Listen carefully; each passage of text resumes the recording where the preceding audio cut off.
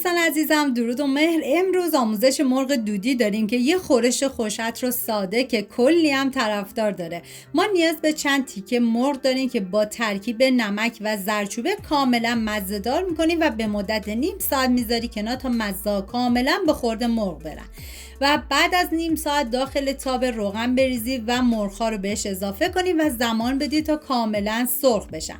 ما نیاز به پیاز داریم که پیاز رو باید با دنده درشت کاملا رنده کنید و به هیچ عنوان پیاز رو به صورت خلالی نگینی ریز نکنید.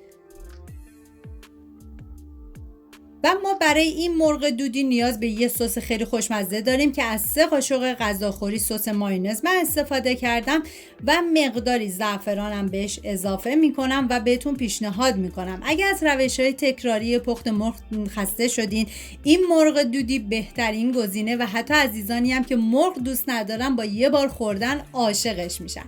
و حالا این سس رو میذاریم کنار، میریم سراغ مرغ‌ها که دیگه کاملا سرخ و طلایی شدن و حتما باید بذاری که مرغتون حالت طلایی بشه.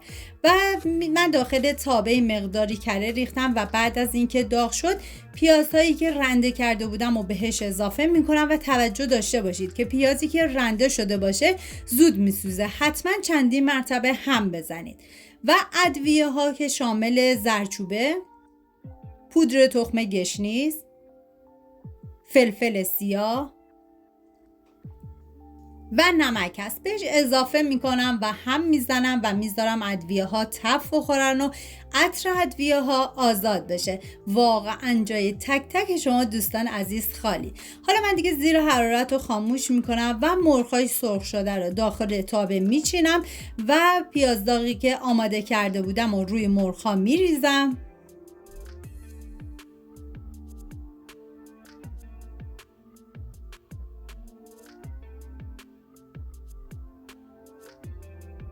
و حالا 2 لیوان و نصف آب بهش اضافه میکنم و ببینید مدت زمان پخت این مرغ 2 ساعت هستش و بعد از اون دیگه غذامون کاملا آماده است. و بعد از اینکه آب رو اضافه کردید، حالا سسی که درست کردیم و به این مواد اضافه میکنم. واقعا یه ترکیب عالی و فوق‌العاده خوشمزه.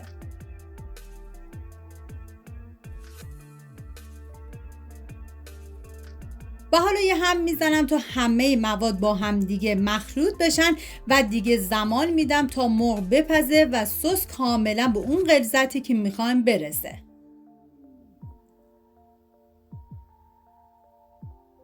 و بعد از گذشت 1 ساعت و 45 دقیقه مرغم کاملا پخته شد. ببینید باید غلظت سستون به این حد برسه. و من یه فول گذاشتم قسمت وسط تابم و یه زغال گذاشتم روش که شما میتونید یه ظرف بذاری و بعد از اون زغال بذاری. چند قطره روغن بهش روش میریزم و سر تابه رو سری میذارم و تا زمانی که دودش کاملا تموم بشه و بعد از اون دیگه این مرغ آماده است.